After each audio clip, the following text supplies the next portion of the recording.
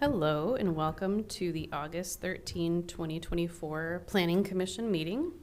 I need approval of the minutes for the July 9, 2024. Support. All those in favor say aye. Aye. Aye. Opposed, same sign. Communications from the audience for items on the agenda that are not listed as a public hearing can come forward at this time. None. New business. We have a few text amendment requests to the UDO. If Steve would like to go through those, that'd be great. I would, thank you. So you guys saw this at the study session at our last meeting, so we did make a couple changes. We'll go through those in a minute. But kind of starting us off here, so recycle centers. So this is a use permitted in the industrial zone district. And you can see there on the right-hand side, the list of materials that we allow with the recycle center. We would like to add a little bit of a catch-all language or other materials as determined by the approving authority so that we're not just limited to those items on that list. Please feel free to stop me with any questions.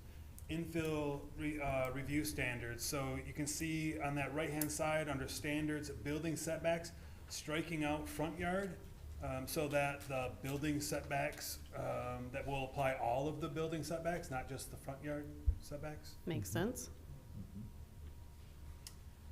Planning Commission application types review process for condominiums. We're just simply redirecting you, pointing you to the correct subsection there, 1207D2 instead of E.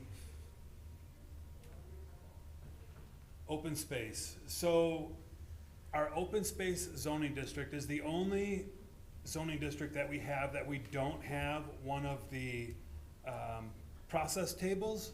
So on the right-hand side of your screen, on the top is the example that I'm showing that we already have in UDO for the NMU, CMU, RMU, GMU, and ED zoning district. So that is what that looks. We don't have one for the open space district, mostly because that is all, for the most part, city property. And you can see over on the left-hand side, 2.18, the open space standards only apply to private property adjacent to residential zones.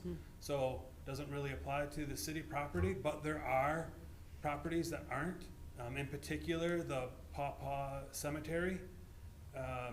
And so creating that table, which is the example at the bottom right-hand side of the screen, is what we would use. So for instance, if they wanted to do a building or an addition, that we would have a process table that would tell them what they're gonna go through. We're using the 1,000 square feet as the threshold. That's a pretty common threshold that we have in UDO.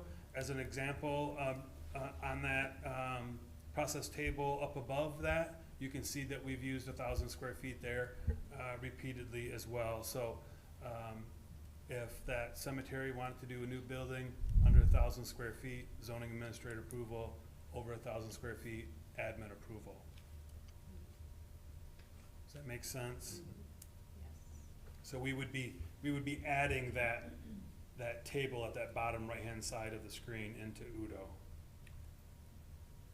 So cemeteries, this is probably what we spent the most time talking about at the last meeting, and the previous introduction was including cemeteries as an accessory use to all the churches. After that discussion, we took that out. And so the only change that we're making here is for private cemeteries. You can see we're adding it as a P star. It's already a permitted use. We're adding the star because we are creating some standards that would apply. We'll go over those in a minute, but this chart, I know last time we looked at this, there was a lot going on. We're only adding the star because we're adding some standards for the private cemeteries. Hey Steve, can you go back one? I'm going to be a real pain in the neck. Is Yep. that font the same as the font in the P below it? It might not be. It does look a little different. Looks like Times New Roman. Just stuck out to me. Is that on record? This looks like it. Yeah, it does look Oh, tiny. I'm- It looks little.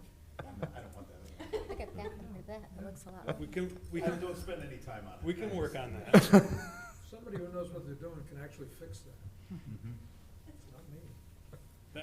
We'll turn that over to Jen, she'll be able to fix that. It looks like it's got a serif on it, it's not. It's probably operator error on my part. That's all right. But the only change that was intended was adding the star, Okay. Yes, very nice. The asterisk. the Yes, asterisk, got sorry. it. Okay. So these are the standards then that would apply. You saw these last time as well, but again, these would only be applying to the private cemetery. So you have to comply with the state law, no exterior storage, to meet the setbacks, the zone district, 10-foot setback for any interment. And then if you're next to the residential zone, you would have to meet one of our residential buffering requirements. You know, we've got several options. It could be something as simple as a fence. But we're just pointing you to 6.02. That's that buffering section that gives people the options of what they can use. So these would be the standards. That's why we're adding the P star. Deferred parking. So we talked a bit about this a couple times now, but this is a little bit different. Right now, we've got the parking waivers. You can come to the planning commission to get a parking reduction. Deferred parking would allow you to just simply put in less parking, but show where you would put the required parking. And so we're introducing it basically into 5.08. 9.02 will have a reference to point you back because we've got some parking requirements in that section as well. But the standards itself, as I say, would allow you to put in less parking if you can demonstrate to the approving authority that the requirement may be excessive. What's different about deferred parking, you simply don't put it in, but you show us that you have the room for it. You can't use that space for other things like your detention pond or storage, because if it had to go in, we want that area to be ready so that that parking could go in. We also have the provision in here that the city could be the one that tells them to put it in if maybe we're experiencing some issues out there. So it isn't just up to the applicant. The city could also trigger the parking to go in.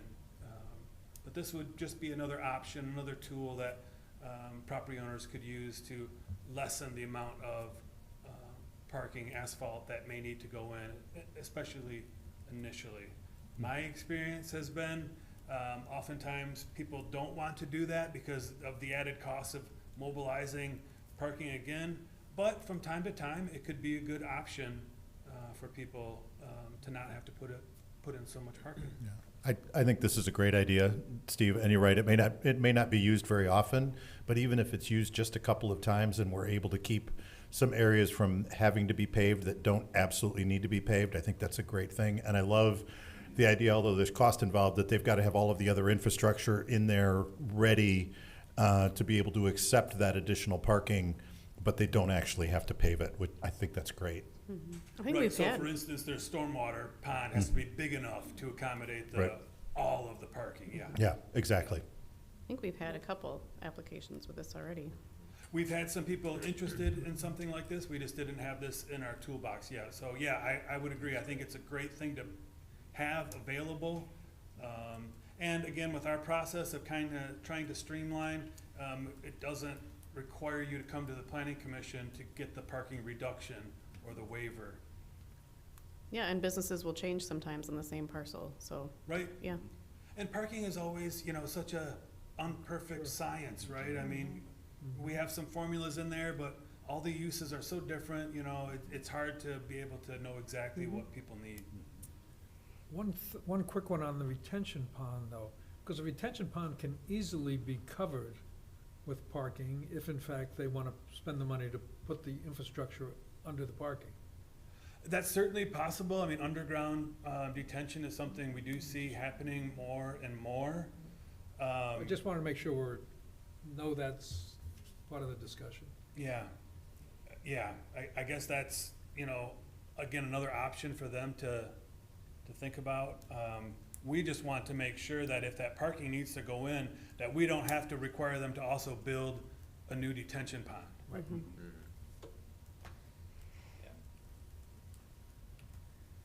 Okay, so I've got a couple things here. So, talk about the big strikeouts here. We talked before about adding something in here to allow for the antennas that are less than 40 feet tall to be not mounted to a roof. And we've been kind of kicking this around, and we would really like to take this amendment out, not because we still don't think that there might be something there to work on, but we've realized that there's a few more issues we need to study on this one before this is really ready. So we would just like to take that out of this round, and we'll continue to do a little bit of homework on that one. So the rest of this page talking about accessory structures allowed and required setbacks. This was really to capture, these picnic shelters or these tents, that you might buy at a Home Depot store where you put on your deck for some shade. We don't want those to count as an accessory structure. And so we wanted to be able to have something in the code that would really permit something like that. So it's based on the use. And some of those structures, if you've probably seen them, do have a hard roof at times. So if you're just putting a picnic table under there, we just want it to be counted as just that. If you change that and use it to store stuff and put walls on it, that's going to change how we look at that too. So again, the idea was to make sure we had something in the code so people knew that they could put those things in and it wouldn't impact accessory structures that are allowed on the property.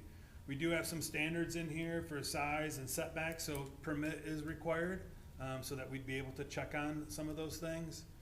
This is probably one of those areas that we'll probably be dealing with after the fact a lot of times. But again, wanted to have something in the code so that they would be addressed. Steve, these are permanent structures though, right?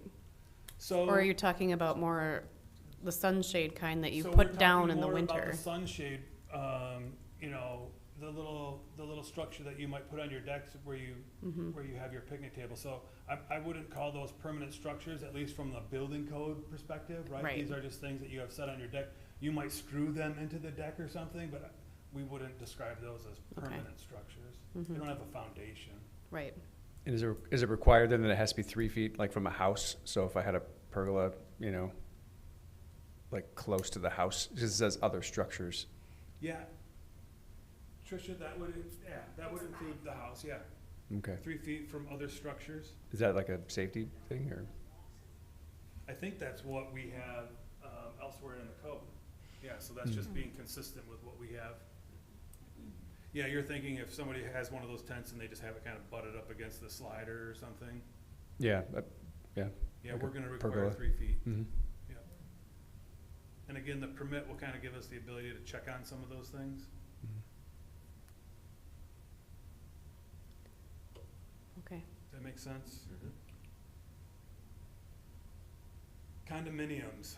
So this is a change that we would like to make, again, kind of looking at the process tables again.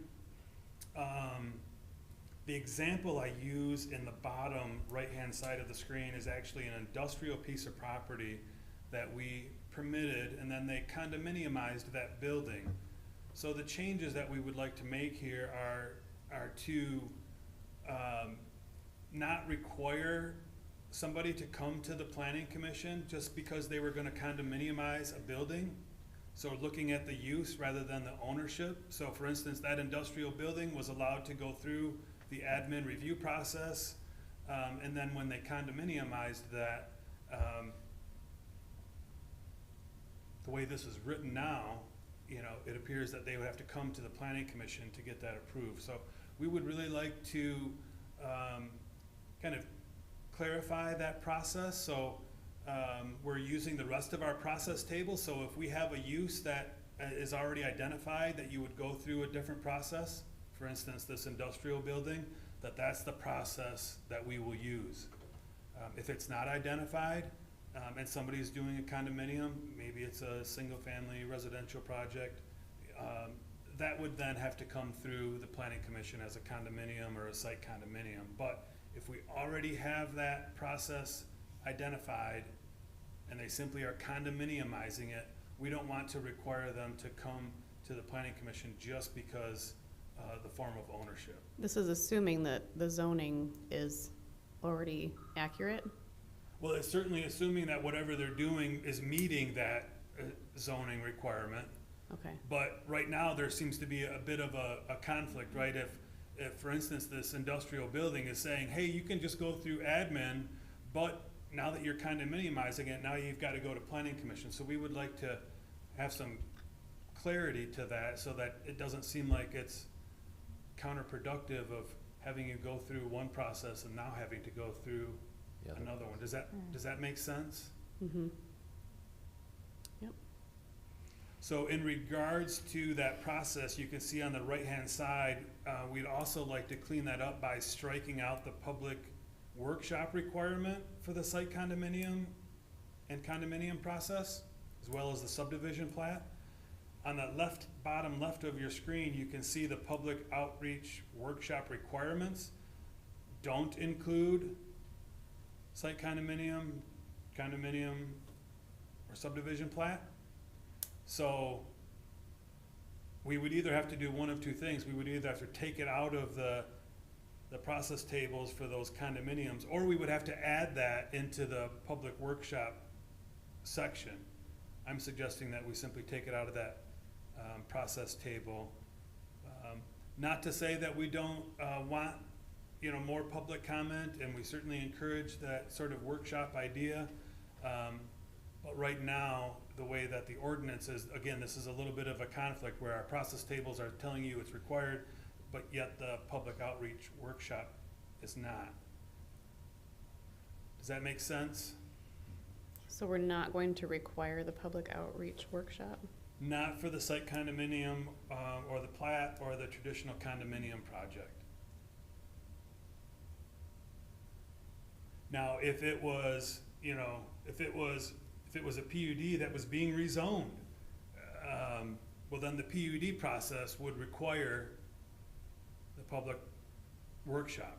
Okay, If it was a project downtown in one of those form-based districts, that would require it. But just because it's a condominium, again, I'll use this industrial project as an example, not required to go through the public outreach requirement. okay, I'm not trying to, diminish the importance of that sort of tool, but, again, right now, the ordinance is kind of conflicting about what they need to do. And the recommendation on that is because it's not a change of use of that particular parcel. It's because of a change in the structure of the ownership of that particular parcel. Yeah, right, and in a way, kind of with the other changes we're making, sort of getting away from the ownership dictating that process and more so the use of what's going on. So that bottom left, again, if you were doing one of those things with a condominium, then yes, that public workshop would be required. Yeah, so if I'd already gone through the site plan review process, got an approved site plan for a 17-unit commercial condominium, where I was gonna have individual garage doors and people renting those spaces, and I went, hey, rather than rent them, I'd like to sell each of those outright, and so I go and I get all the documents done to create each one as a separate condominium unit. I'm not having to go through the public outreach process again, again, okay, because the use has already been defined. Right. The use has already been approved by the appropriate approving authority for that particular type of use in that place. We're just changing this, they're just changing the structure of the ownership. And we're saying that doesn't fundamentally, if it doesn't fundamentally change the use of it, we don't need to worry about going back through a public outreach process. Yeah, we don't want to take you back through the public outreach, and we don't want to take you back to the planning commission. You've changed nothing, you've just changed your form of ownership to the condominium, so. okay, Okay. I think that provides some clarity on how this section is gonna be used. that makes more sense. So again, we just have, in 1207, we just have that condominium application review process kind of outlined. So just simply inserting another bullet point there that simply says the approving authority is determined based on the zoning district, and that you would use those process review tables to kind of point you back to that same table whatever zoning district you're in. Again, kind of moving away from the ownership dictating that.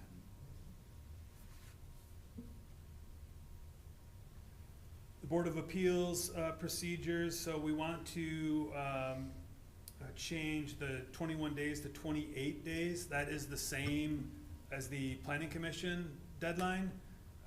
Why that is important, between hitting the statutory requirements and then getting it to the newspaper on time, that 21 days can be a very tight timeline, and if somebody's gone on vacation or something happens, you could miss something. So rather than just pick another random number, we wanted to be consistent with how we do the Planning Commission, so simply changing that to 28 days.